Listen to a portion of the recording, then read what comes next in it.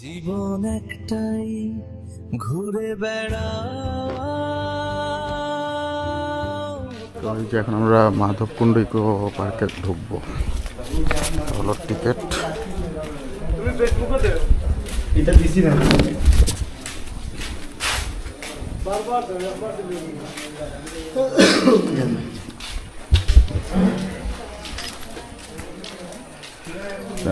ভিতরে ঢুকলাম। এখানে আমি আসছি প্রায় 18 বছর পর।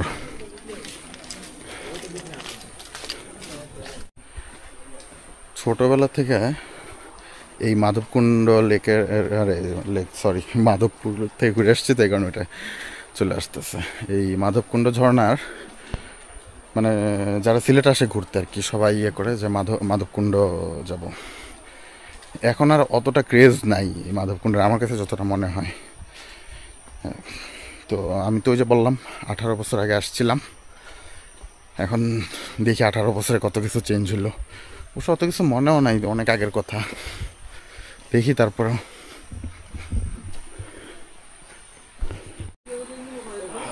আমি যখন লাস্ট আসছিলাম এই রাস্তাটা পুরো কাদা ছিল এরকম, এখন তো অনেক গোছানো। যেহেতু এখন পার্ক করা হয়েছে অবশ্যই গোছানো থাকবে। আমি বলতেছি যখন 18 বছর আগে আমি আসছিলাম। সবাই আসছে, কয়েক মিনিট হাঁটে আসার পর এখানে একটা দাঁড়ানো বা বসার জায়গা আছে, মানে আছে বললে ভুল হবে, ছিল। এই যে দেখেন এই জায়গাতে বেঞ্চের মতো করা ছিল, এখান থেকে ইয়েগুলো খুলে নিয়ে গেছে। তো এই আমার কথা হলো যে এই জিনিসগুলো তো রক্ষা করা উচিত। একটু পর পর এরকম বোর্ড দেওয়া আছে, তো কয়জন শুনতেছে? বিভিন্ন নোটিশ দেওয়া, বিভিন্ন কিছু বলা, রুলসগুলা লেখা। তো এই জিনিসগুলো খেয়াল করা উচিত। আমরা অলরেডি ঝর্ণার কাছাকাছি চলে আসছি, কারণ শব্দ পাচ্ছি একটা।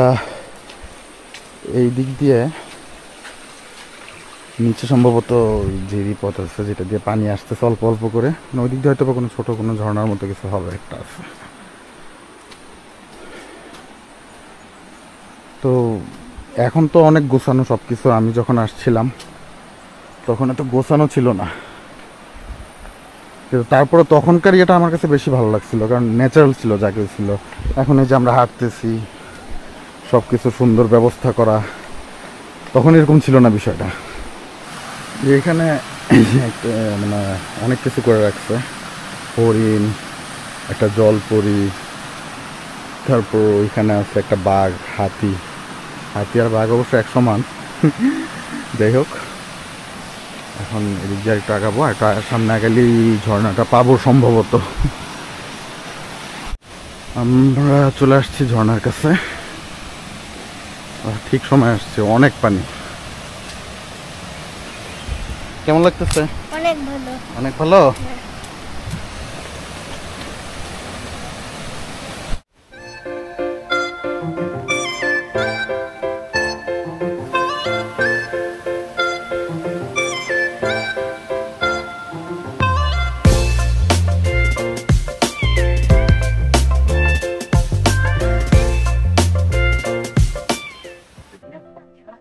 এখন বেশ কিছু বসার জায়গা করে ফেলছে।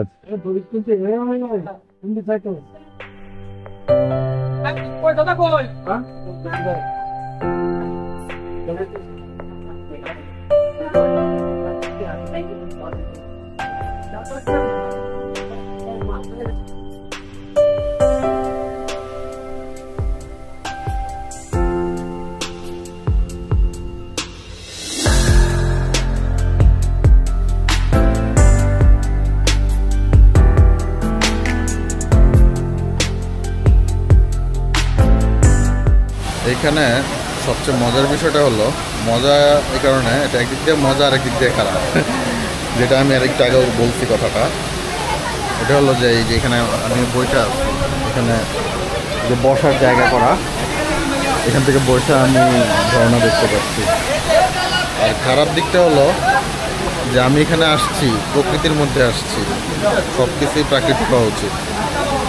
তো যাই হোক, আরামের জন্য ঠিক আছে যে এখানে আরাম করে বসে আমি ঝর্ণা দেখবো, কোনো সমস্যা নেই, খুব সুন্দর। তা আমার কাছে মনে হয় বিষয়টা যে প্রকৃতির মধ্যে যদি আমি করি আসি, তাহলে সম্পূর্ণ প্রাকৃতিক থাকা উচিত। যেরকম যাই মানে হামহামে যাওয়ার পরে যেটা ছিল ওরকম হওয়া উচিত। আবার আমি ওই সাফারি পার্কে গিয়ে বলছিলাম যে ওই জন্তু জানোয়ারগুলো সম্ভবত আটকায় রাখছে, এটা আমার কাছে ভালো লাগে না। তবে এটা প্রাকৃতিক হওয়া উচিত।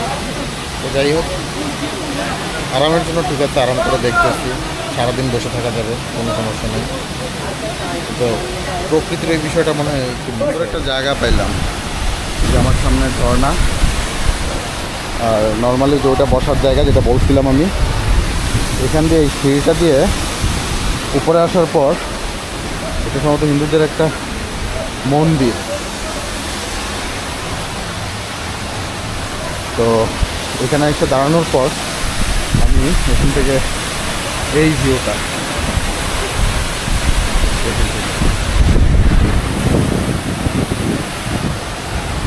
এই জায়গায় এখন ভালো লাগছে। আর আমার পিছনে এই জায়গাটা,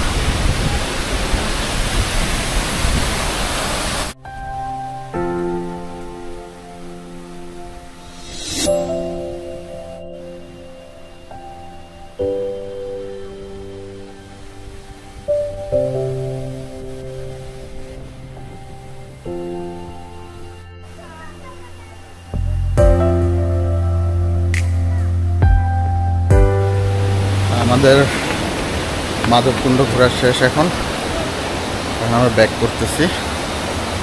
ওই যাও পিছনে এখনো দেখা যাচ্ছে। যাই হোক, ভালো লাগছে। এবার যত যাই বলি শেষমেশ ভালো লাগছে, প্রকৃতি তো তাই ভালো লাগছে। এখন আমরা আবার ব্যাক করতেছি। তখন যাওয়ার সময় এই জিনিসটা দেখানো হয় নাই, এটা হলো একটা মন্দির, শ্রী শ্রী মাধবেশ্বর মহাদেবের মন্দির, মাধবকুণ্ড।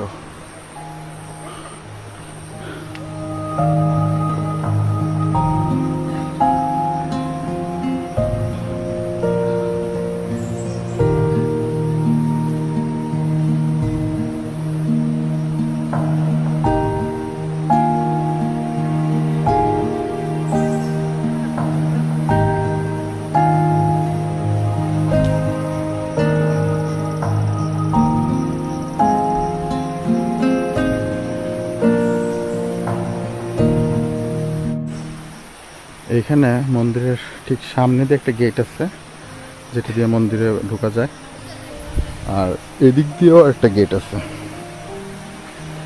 তো আমি এখন ওদিক দিয়ে ঢুকছিলাম, এখন এদিক দিয়ে আমি নামতেছি। বাংলাদেশ পর্যটন কর্পোরেশনের এতে একটা ওয়াশরুম আছে, এটা হলো ওই গেট আর ওই যে ঝর্ণাটা একটা মাঝামাঝি জায়গায়। ওয়াশরুমটা হলো ওইটা। এইখানে উন্নয়নমূলক কাজ চলতেছে। উন্নয়নমূলক কাজ বলতে এখানে ড্রেনের মতো বানাইছে, কিন্তু যেটা ব্যক্তিগতভাবে আমার একদমই পছন্দ না। পছন্দ না কারণ হলো এই যে ঝর্ণার পানি, ঝর্ণা ধারাগুলা আসতেছে, এটার জন্য এখানে ড্রেনের মতো বানাইতেছে। যেরকম যেটা ন্যাচারাল এটা হলো এটা, আর এই পাশে যেটা বানাইতেছে এটা হলো এটা। আমরা যে আবার গেটের কাছে চলে আসছি। তো এখন আর এখানে দেরি করব না, এখান থেকে এখন আমরা মুভ করবো। রাস্তায় হয়তো বা কোনো একটা জায়গায় দাঁড়ায় খেয়ে নেব।